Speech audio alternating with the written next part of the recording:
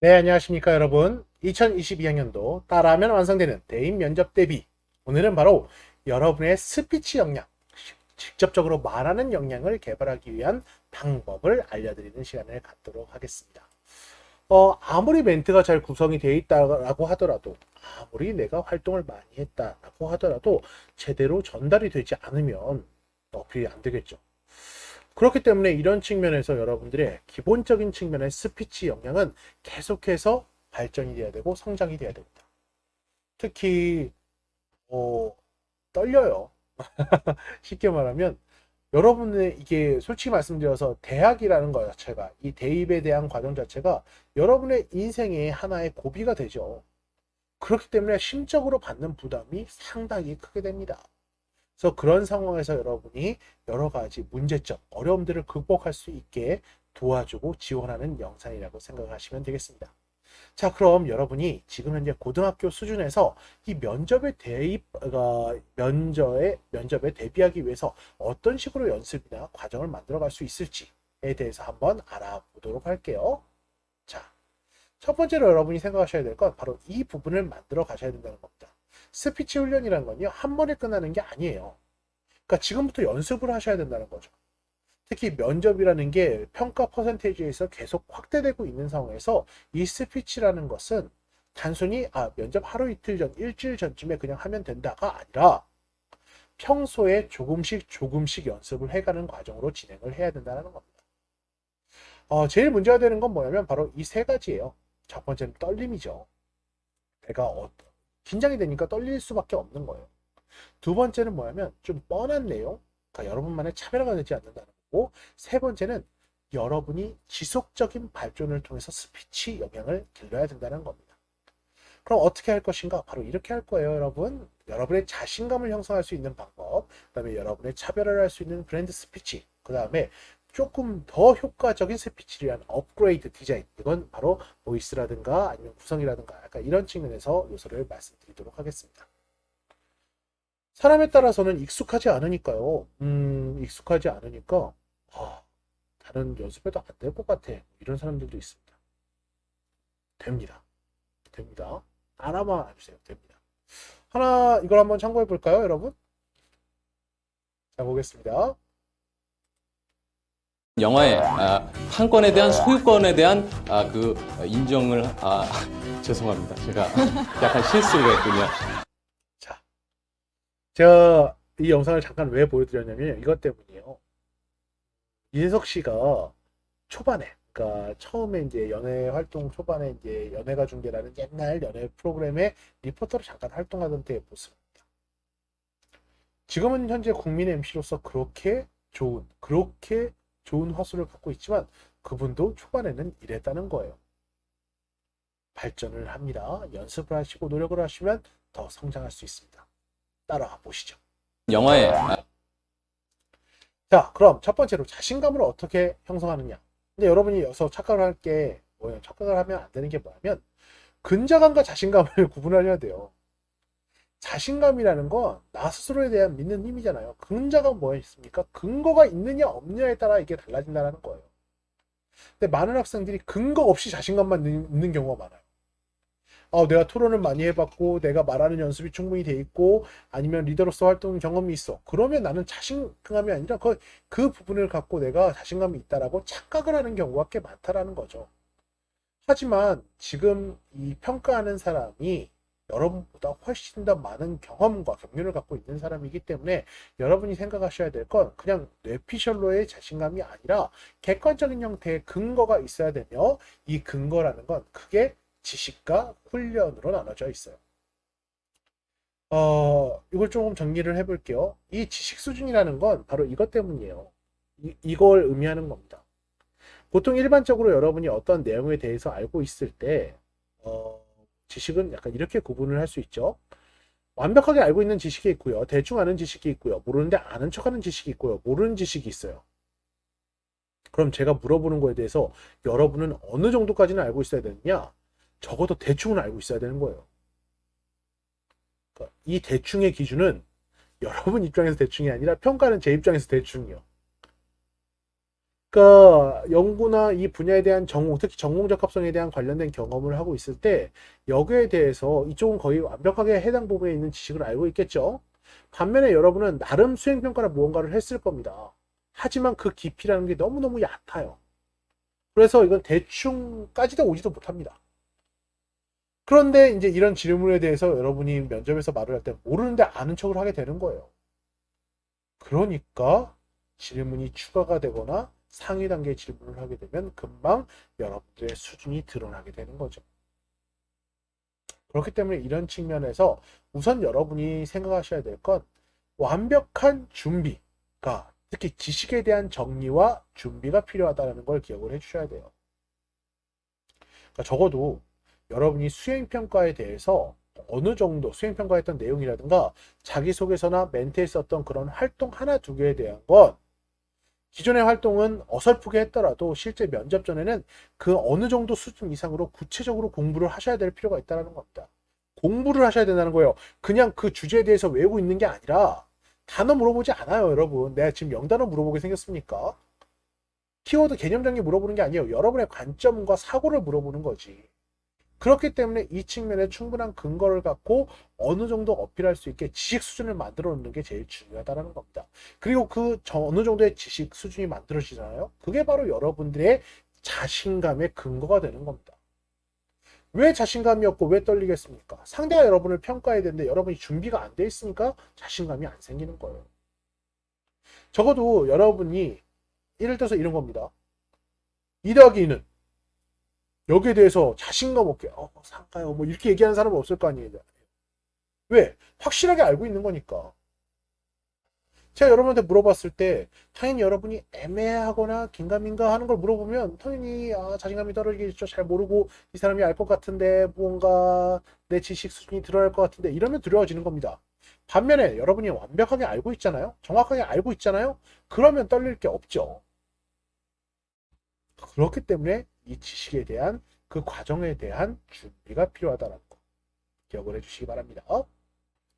이 외적인 측면에서는 또 약간 이런 게 있긴 해요. 여러분이 이제 했던 활동이나 전달에서 시대나 공감이나 욕구나, 이건 좀 어려운 내용이니까 넘어갈게요. 그러니까 이런 부분이 반영이 돼 있거나 전달력에서 이제 목소리가 잘 들리거나 어떻게 이제 문장을 끊어 읽어야 되는지에 따라서 좀 더 쉬운 의미 있는 단어 표현을 하냐에 따라 달라지게 됩니다. 좀 더 구체적으로 들어가게 되면 약간 이런 거예요. 뭐냐면 의미 있는 단어 표현이라든가 표현적인 측면에선 멘트나 아니면 자소서에 있는 글로 쓸 때와 말로 할 때의 차이가 어떤 거냐면 약간 이런 겁니다. 글로 쓸 때는요, 좀 있어 보이는 멋있는 단어를 많이 써요, 사람들이. 정리된 약간 효율적인 측면의 표현으로서 접근을 하죠. 그런데 말로 할 때는요, 뭐가 중요하냐면 그게 입에 붙지는 않아요. 그러니까 멋진 말이나 이런 것들, 용어 자체가 그걸 그대로 읽어봤을 때 딱 내 입에 딱 붙지 않아서 발음이나 이런 것들이 아쉬울 때가 많은 거죠. 그렇기 때문에 이런 측면에서 말로 전달했을 때 가장 효율적인 측면으로 바꿔가는 게 바로 멘트를 구성하는 거고 여러분의 지식을 전달에 더 적합하게 바꿔가는 과정이라고 볼 수 있습니다. 자, 그럼 여기서 이제 전달력 향상을 위해서 조금 더 구체적으로 한번 들어가 볼까요? 보통 약간 이렇게 생각할 때가 있어요. 멋진 목소리와 잘 들리는 목소리로 제가 얘기할 때가 있습니다. 착각을 하지 마세요. 저는 여러분에게 멋진 목소리를 요구하지 않습니다. 그럼 뭘 요구하느냐? 잘 들리는 목소리를 요구하죠. 특히 코로나 상황에서 제일 문제가 되는 게 바로 마스크예요. 마스크. 이 마스크 때문에 여러분들의 소리가 반은 먹히고 들어갑니다. 그러니까 연습을 하실 때도 마스크를 뚫고 나갈 정도로 내가 명확하게 성량을 키우셔야 되고 그 다음에 마스크를 뚫고 나갈 정도로 정확하게 발음을 해 주실 필요가 있어요. 그럼 여기서 여러분이 잘 들리는 목소리, 발음을 위해서 필요한 건 약간 이런 것들이에요. 말의 속도, 목소리의 높낮이, 말의 감정을 담는 것, 정확한 발음 등이 있겠습니다. 자, 이 말의 속도라는 건요. 쉽게 말하면 여러분 입장에서는 그냥 내가 충분히 말할 수 있는 속도라고 착각하는 경우가 있는데 실제 적당한 말의 속도라는 건 약간 이렇게 생각할 수 있습니다. 여러분의 말하는 속도가 적당한 말의 속도가 아니에요. 그럼 뭐가 말의 속도냐? 상대방이 여러분의 말을 잘 알아듣고 이해할 수 있는 속도인 겁니다. 중간에 응대할 수 있는 속도인 겁니다. 생각을 해보고 이해를 하고 질문을 할 수 있는 속도예요. 즉, 그냥 쉽게 얘기하면 뭐냐면 생각하시는 것보다 훨씬 더 천천히 말씀하셔야 된다는 겁니다. 훨씬 더요. 훨씬 더. 이렇게 천천히 말을 해도 되나 싶을 정도로 말을 하시는 것도 나쁘지 않아요. 그래야 잘 전달이 될 겁니다. 착각하지 마세요. 잘 들리는 게 우선입니다.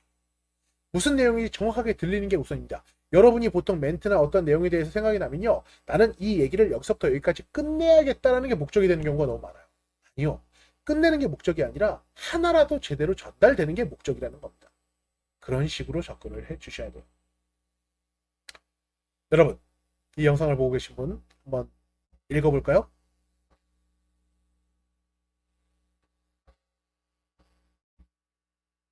자, 보통 우리나라 사람들에게 이걸 읽으라고 하면 어떻게 읽냐면요. 이렇게 읽어요. 안촉촉한 초코칩 나라에 살던 안촉촉한 초코칩이 촉촉한 초코칩 나라의 촉촉한 초코칩을 보고 촉촉한 초코칩이 되고 싶어서 촉촉한 초코칩 나라에 갔는데 촉촉한 초코칩 나라의 문지기가 넌 촉촉한 초코칩이 아니고 안촉촉한 초코칩이니까 안촉촉한 초코칩 나라에 살아라고 해서 안촉촉한 초코칩은 안촉촉한 초코칩 나라로 돌아갔다. 뭐 약간 이런 식으로 읽습니다. 여러분, 아무도 여러분에게 빨리 읽으라고 한 적이 없어요. 그런데 우리나라 사람들은 이런 것만 보면 어떻게든 빨리 읽어야 될 것처럼 속도를 내기 시작하죠. 내가 그린 긴 그림은 경찰청 막 이런 약간 이런 거 있잖아요. 그러니까 이런 걸 할 필요가 없다는 얘기입니다. 끊어 읽기를 하셔야 돼요. 끊어 읽기를 적당한 타이밍에서. 그 끊어 읽기는 뭐냐면 여러분 우리가 전 단계 영상에서 이걸 했잖아요. 그러니까 멘트 작성을 하는 연습을 했었잖아요. 그 멘트가 완성된 다음에 말로 하는 연습을 하실 때요. 어디서 끊어 읽을지에 대한 표시를 우리 고등학교 수업 중에 약간 시나리오나 대본 같은 거 보다 보면 이런 내용이 있었을 거예요. 뭐냐면 언제 끊어 읽고 감정 표현하는 뭐 약간 지문 같은 게 표현되어 있잖아요. 여러분의 면접 멘트도 그런 식으로 표현되어 있는 게 좋다라는 겁니다. 언제 어떻게 끊어 읽을지에 대해서 미리 설계를 하고 미리 표시를 하고 그대로 연습을 하시는 게 상대에게 잘 전달하기 위한 하나의 방법이 될 수 있다는 거죠. 그래서 이렇게 한번 읽어보시는 연습을 해보시면 좋을 겁니다. 적당한 말의 속도, 길이는 한 문장에 이제 한 호흡에서 두 호흡 정도가 들어가겠는데 한 문장의 길이는 보통 문장, 콤마, 그러니까 순표, 문장이라고 볼 수 있습니다. 이 하나의 문장 같은 경우에는 4마디에서 7마디가 지난 다음에 순표가 있고 또 4마디에서 7마디가 있는 방식으로 진행을 하게 되죠. 여러분은 마침표와 시임표에서 여유를 갖고 상대를 보면서 대화하는 방식으로 속도를 조절하시는 게 필요하고요. 이게 바로 적당한 형태의 말의 속도입니다.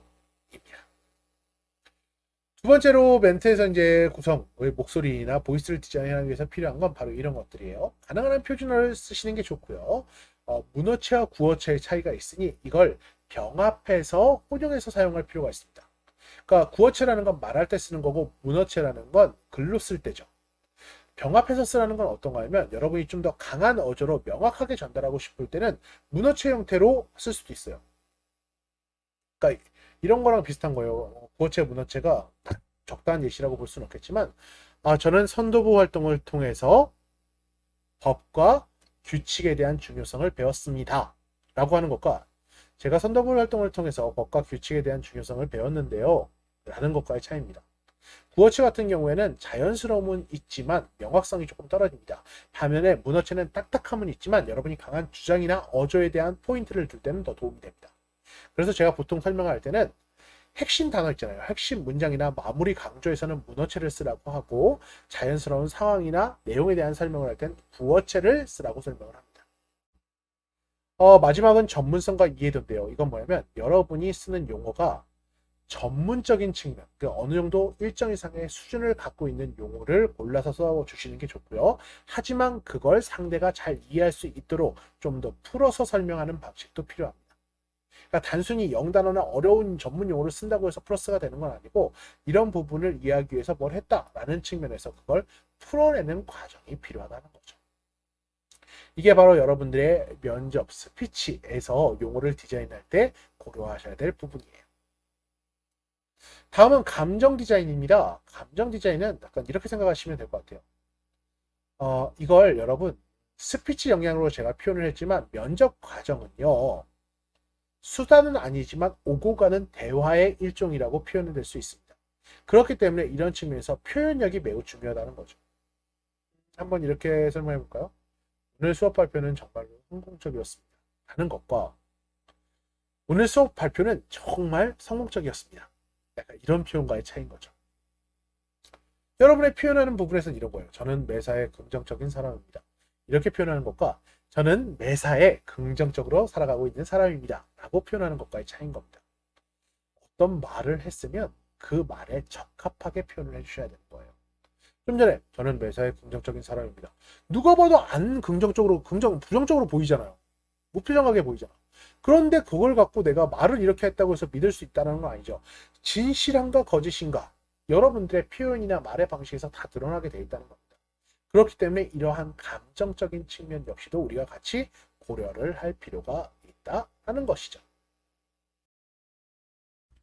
네, 이렇게 여러분들께서는 여러분들이 쓰는 용어 하나하나에 대해서 정말 그렇게 느껴질 만큼 감정적인 측면, 표현적인 측면을 같이 고려할 필요가 있습니다. 자, 그럼 이제 여러분 멘트에 대해서 마지막 최종 점검을 어떻게 해야 되는지를 알려드릴게요. 여러분도 이미 알고 있는 사실입니다. 어떻게 하면 그럼 내가 정말 이 전달력을 최종적으로 가장 잘 정리할 수 있을 것인가? 여러분이 일상에서 가장 많이 함께하고 있는 이 스마트폰을 이용하는 게 가장 좋은 방식입니다. 예전에는 뭐 볼펜을 입에 물고 한다던가 약간 이런 식의 발음 연습을 하는 경우가 많았어요. 그런데 요새는 좀 더 쉽게 할 수 있습니다. 요새 갤럭시라든가 아니면 앱 같은 경우에도 이런 경우가 있습니다. 카톡에서도 이제 녹음 기능 같은 게 있죠. 마이크로 이제 받아들이는 건데 텍스트 캡처가 됩니다. 그러니까 쉽게 말하면 녹음을 하면서 아니면 소리를 통해서 말을 통해서 텍스트, 내가 지금 말하는 바가 텍스트 캡처화가 되는 거예요. 문자화가 되는 거죠.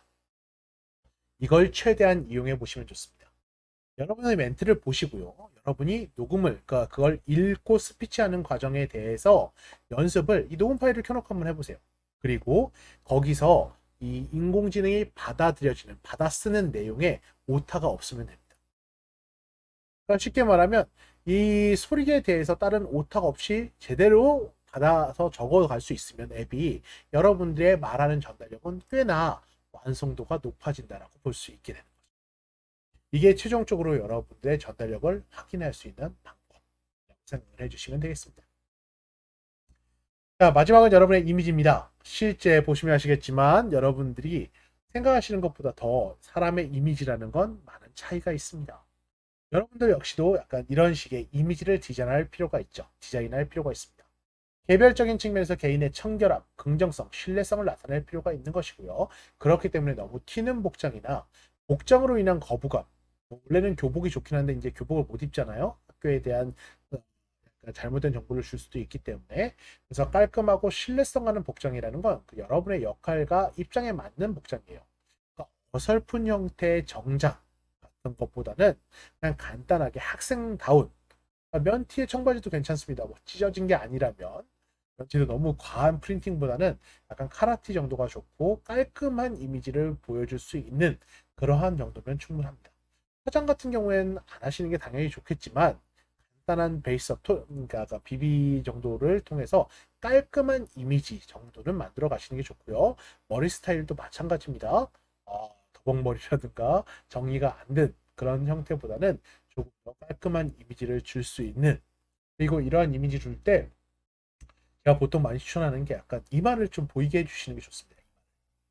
여러분들의 표정이나 여러분의 얼굴이나 여러분들의 감정 변화나 이런 것들을 신뢰할 수 있게 가장 오픈을 한 상황에서 보여주시는 게 되게 좋습니다. 그렇게 돼야 여러분들의 당황스러운 면모라든가 아니면 정말 자신감 있게 하는지까지도 판단할 수 있기 때문에 이런 것들이 바로 여러분의 이미지에 대한 디자인이라고 볼 수 있을 겁니다. 자, 이렇게 여러분들께 지금 스스로에 대한 면접에 대한 스피치 내용이라든가 보다 나은 방식으로 전달할 수 있는 스피치에 대한 연습 방법, 이미지를 업그레이드하는 방법들을 알려드렸는데요. 좀 도움이 되셨나요? 이 과정 자체는 지속적으로 계속해서 연습을 하고 더 나은 방향으로 만들어야 되는 과정입니다. 그렇기 때문에 끝이 있는 과정이 아니라 지금보다, 과거보다 나아진다라는 개념으로 계속 접근해 주시면 좋겠습니다. 과정 중에 연습하는 과정 중에 질문이 있으시거나 의문점이 있으시면 언제든지 메일이나 문자로 연락을 주시면 제가 친절히 답을 해드리도록 하겠습니다. 자, 그럼 오늘 수업 여기까지 진행하도록 하겠습니다. 수고 많으셨습니다. 감사합니다.